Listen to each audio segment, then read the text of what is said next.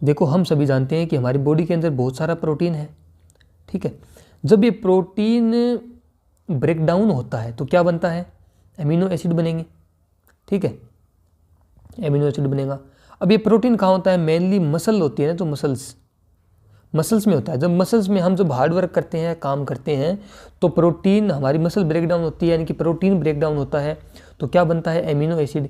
अब ये amino acid जो है, इसमें से लगभग 80% एमिनो एसिड जो है दोबारा से प्रोटीन बना लेते हैं, या क्या बोल सकते हैं हम इसको कि रिसाइकिल हो जाते हैं। लेकिन जो रिमेनिंग 20% जो एमिनो एसिड हैं वो जाते हैं लीवर के पास, ठीक है। और लीवर में जाके ये कैटाबोलाइज हो जाते हैं, यानी कि टूट जाते हैं, कैटाबोलाइज बाय लीवर के द्वारा कैटाबोलाइज हो जाते हैं। और जैसे ही अमीनो एसिड टूटेगा या कैटाबोलाइज होगा, तो आपको पता है एमिनो एसिड के अंदर एक एमिनो ग्रुप होता है, तो उससे क्या बनेगा, अमोनिया बनेगी। क्या बनेगा, अमोनिया। अब ये अमोनिया जो है ये वेस्ट प्रोडक्ट है हमारी बॉडी के अंदर। अब इस अमोनिया को बॉडी से बाहर निकालना है, पर अमोनिया के साथ प्रॉब्लम ये है कि अमोनिया बहुत ही ज़्यादा क्या है, अमोनिया बहुत ही ज़्यादा टॉक्सिक है, ये बहुत ही ज़्यादा टॉक्सिक केमिकल है। और एक इसकी प्रॉब्लम ये है कि अमोनिया को बॉडी से बाहर निकालने के लिए या एक्सक्रीट करने के लिए बहुत सारे पानी की ज़रूरत पड़ती है। जैसे कि मछली और ये सब जो ऑर्गेनिज्म है जो कि पानी में रहते हैं, उनके पास पानी खूब सारा है, तो वो तो क्या करते हैं कि अमोनिया को पानी में घोल के बाहर निकाल देते हैं। पर हमारे पास इतना पानी नहीं है, तो हम क्या कर सकते हैं, हम इस अमोनिया को बाहर नहीं निकाल सकते। तो हमें इस अमोनिया को उस सब्सटेंस में चेंज करना होगा जिसको हम आसानी से बिना वाटर लॉस के हम बॉडी से बाहर एक्सक्रीट कर सकें। तो हम क्या करेंगे, इस अमोनिया को चेंज कर देंगे, किसमें, यूरिया में चेंज कर देंगे। तो इस अमोनिया को जब हम यूरिया में चेंज करेंगे, ये प्रोसेस होगी भाई साहब कहाँ पे, लीवर में होगी ये प्रोसेस होगी लीवर के अंदर, ठीक है। और इस प्रोसेस का नाम, यानी कि जिस साइकिल से अमोनिया यूरिया में चेंज होती है, उसका नाम होता है यूरिया साइकिल। या इसका दूसरा बहुत ही ज़्यादा इंपॉर्टेंट नाम है क्रेब्स हेंसलेट साइकिल। यूरिया के लीवर के अंदर एक साइकिल चलता है जिसका नाम है यूरिया साइकिल या क्रेब्स हेंसलेट साइकिल।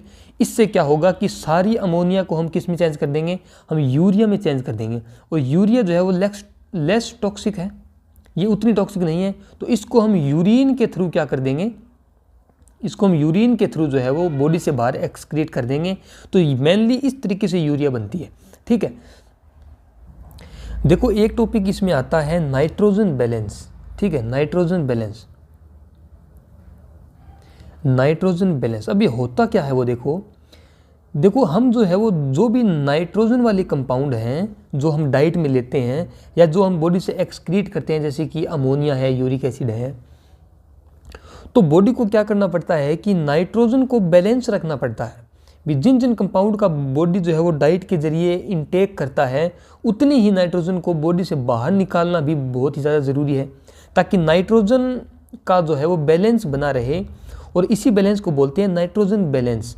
और ये नाइट्रोजन बैलेंस जो है वो एक हेल्थी एडल्ट के अंदर इक्विलिब्रियम पे रहता है, यानी कि जितना इंटेक होगा उतना आउटपुट होगा।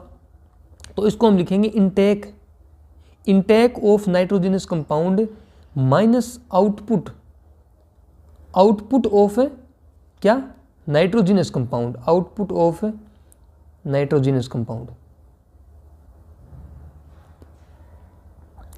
कंपाउंड। यानी कि जो नाइट्रोजनस कंपाउंड हैं उनके इनटेक और आउटपुट का जो डिफरेंस है उसी को क्या बोलते हैं, नाइट्रोजन बैलेंस बोलते हैं, ठीक है। अब मैंने आपको बताया कि जो एडल्ट होगा, एडल्ट के अंदर जितना इनटेक होगा उतना ही क्या होगा, आउटपुट होगा, ठीक है। अब जब इनटेक और आउटपुट बराबर होगा तो ये वैल्यू कितनी आएगी, 0। तो उसी को बोलते हैं क्या, नाइट्रोजनस इक्विलिब्रियम,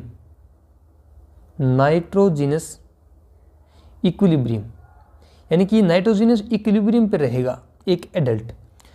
अब इसमें क्या होता है कि जैसे कि मान लो कई बार क्या हो कि जो नाइट्रोजनस कंपाउंड है उनका इनटेक बढ़ जाए और आउटपुट कम हो जाए, ठीक है, या इनटेक कम हो जाए और आउटपुट बढ़ जाए तो कुछ प्रॉब्लम आ जाती है, ठीक है। अगर इनटेक ज़्यादा होगा आउटपुट से, तो इस फॉर्मूले के अकॉर्डिंग जब इनटेक ज़्यादा होगा आउटपुट से तो ये वैल्यू पॉजिटिव आएगी। तो इसी को हम बोल देंगे क्या, पॉजिटिव बैलेंस, पॉजिटिव बैलेंस। ठीक है, अगर इनटेक कम होगा, आउटपुट ज़्यादा होगा इनटेक से, तब इसमें क्या आएगा, ये वैल्यू क्या आएगी, जब आउटपुट ज़्यादा होगा तो ये वैल्यू नेगेटिव आएगी, तो इसी को बोलते हैं नेगेटिव बैलेंस। नेगेटिव बैलेंस, तो ये दो कंडीशन होती है। ठीक है, अब पॉजिटिव बैलेंस के कुछ एग्जांपल है, जैसे कि चिल्ड्रंस, जो चिल्ड्रन होते हैं उसमें हमें क्या देखने को मिलता है, हमें चिल्ड्रन में पॉजिटिव नाइट्रोजन बैलेंस हमें देखने को मिलता है। और दूसरा इसका एग्जांपल है प्रेग्नेंट वुमेन। प्रेग्नेंट वुमेन जो है उनमें भी अपने को पॉजिटिव बैलेंस देखने को मिलता है।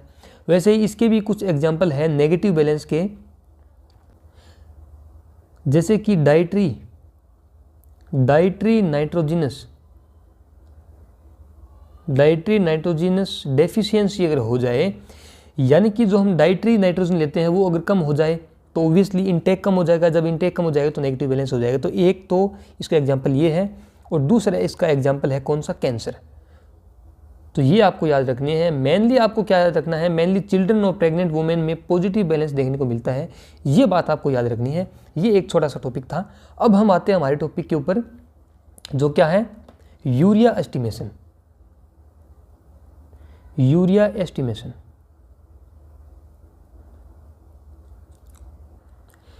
अब सबसे पहली बात आती है कि जब यूरिया का एस्टिमेशन करेंगे तो सैंपल कौन सा लेंगे। तो सैंपल में हम क्या ले सकते हैं, सैंपल में हम होल ब्लड भी ले सकते हैं।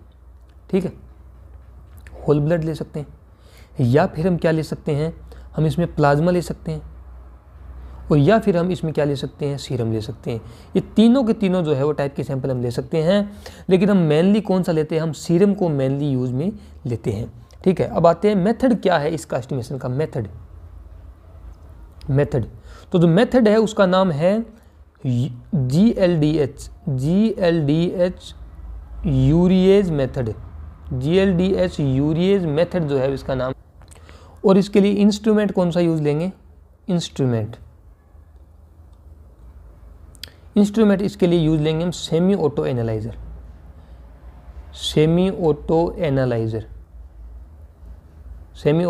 यूज़ करेंगे, और GLDH यूरिएज मेथड, इस मेथड को यूज़ करेंगे, एस्टिमेट करेंगे हम।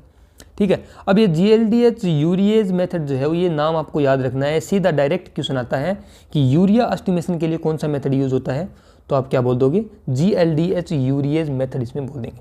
अब इसका प्रिंसिपल क्या है, ये काम कैसे करता है, प्रिंसिपल देखो, प्रिंसिपल में ये है कि हमारे पास सैंपल में यूरिया होगा।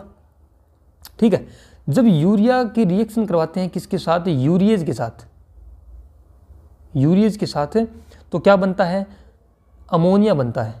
अमोनिया बनेगा, प्लस में क्या बनेगी, CO2 बनेगी।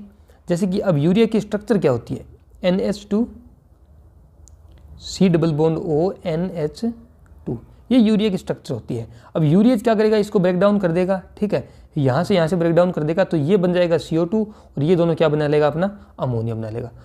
तो हमारे पास क्या बना, अमोनिया बनी और CO2 निकली। अब ये जो अमोनिया बनेगी NH3 अमोनिया, ये जो बनेगी, अब ये किसके साथ रिएक्ट करेगी, NH4 पॉजिटिव। ये अमोनिया अमोनियम में चेंज होगी, और ये अमोनियम आयन जो है वो रिएक्ट करेगा कीटोग्लूटारेट से, कीटोग्लूटारेट। और यहाँ पर जो है वो एंजाइम काम आएगा GLDH। ठीक है, और यहाँ पे बन जाएगा ग्लूटामेट। और साथ ही साथ क्या होगा कि जो NADH प्लस H पॉजिटिव जो है वो किस में चेंज हो जाएगा, NAD प्लस में चेंज हो जाएगा। ठीक है, ये इसमें चेंज होता रहेगा और ये ग्लूटामेट बनता रहेगा। अब देखो हमें क्या करना है कि जितनी ज़्यादा इसमें यूरिया होगी उतना ज़्यादा अमोनिया बनेगा, और जितना ज़्यादा अमोनिया होगा उतना ही ये रिएक्शन आगे चलेगी, और जितना ये रिएक्शन आगे चलेगी उतना NADH H पॉजिटिव जो है वो कम होता जाएगा। तो जब ये कम होगा तो एब्जॉर्बेंस में एक डिक्रीज मिलेगा, और उसी एब्जॉर्बेंस में जो डिक्रीज हमें मिलेगा उसको हम नोट कर लेंगे, या उसकी रीडिंग हम ले लेंगे, और उसके अकॉर्डिंग हम बताएंगे कि कितना यूरिया है। तो जितना इस एब्जॉर्बेंस में डिक्रीज मिलेगा उतनी ही ज़्यादा सैंपल में यूरिया मिलेगा। ठीक है, तो हम क्या कर सकते हैं कि the rate of decrease the rate of decrease in absorbance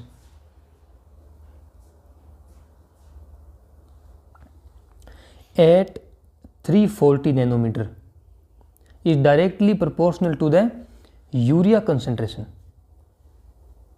ठीक है, तो ये क्या होगा, सीधा प्रोपोर्शनल हो जाएगा यूरिया की कंसेंट्रेशन के।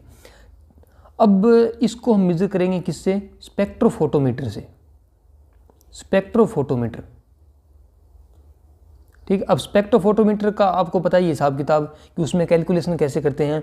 हम क्या करेंगे, यूरिया कंसेंट्रेशन, इसको कैसे निकालेंगे, हम 2 बार इसकी एब्जॉर्बेंस लेंगे जो कि खुद स्पेक्ट्रोफोटोमीटर लेगा, और उसमें हमें क्या मिलेगा, डेल्टा एब्जॉर्बेंस मिलेगी, और वहाँ पे एक काइनेटिक फैक्टर जो है वो जनरेट होगा और उसको यहाँ मल्टीप्लाई कर देंगे।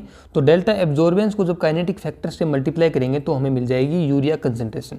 तो ये इसका मेथड है इसको एस्टिमेशन करने का। अब इसकी नॉर्मल रेंज क्या होती है, ठीक है, तो नॉर्मल रेंज, अब नॉर्मल रेंज में क्या होगा, इसकी नॉर्मल रेंज होगी 15 to 40 mg पर DL, ये इसकी नॉर्मल रेंज होगी। अब अगर नॉर्मल रेंज से ज़्यादा यूरिया है तो वो एक अलग कंडीशन होगी। ठीक है, अब 2 टर्म आती है, एक तो आती है एजोटेमिया, क्या, एजोटेमिया, और एक आती है यूरेमिया। अब ये जो है दोनों टर्म ऑलमोस्ट सेम है, इसमें हल्का फुल्का सा फर्क है। अब वो क्या है कि जब कोई भी नाइट्रोजनस कंपाउंड सीरम में अगर नॉर्मल रेंज से ज़्यादा हो, जैसे कि क्रिएटिनिन है या यूरिया है, तो उस कंडीशन को बोलते हैं एजोटेमिया। लेकिन अगर नॉर्मल रेंज से बहुत ज़्यादा इंक्रीज्ड हो तब उस कंडीशन को बोलते हैं यूरेमिया।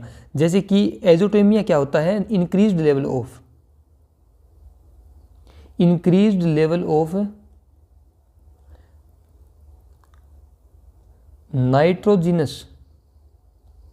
नाइट्रोजिनस कंपाउंड, या इसको हम नाइट्रोजिनस वेस्ट प्रोडक्ट बोल देते हैं, नाइट्रोजिनस वेस्ट प्रोडक्ट, जैसे कि यूरिया है या फिर क्रिएटिनिन।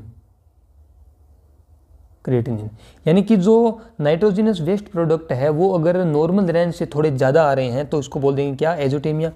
लेकिन अगर बहुत ज़्यादा आ रहे हैं, extremely high level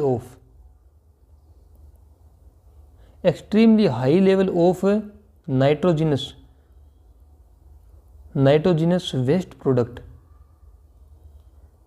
in serum, तो उस कंडीशन को क्या बोलते हैं, उस कंडीशन को यूरेमिया बोल देंगे।